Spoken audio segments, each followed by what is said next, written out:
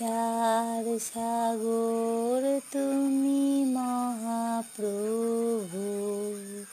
তুমি বিদ্বান, তুমি বুদ্ধিমান, তুমি আমাদের গুরু। তুমি না থাকলে পরে কে শেখাতো বাংলায় অ আ?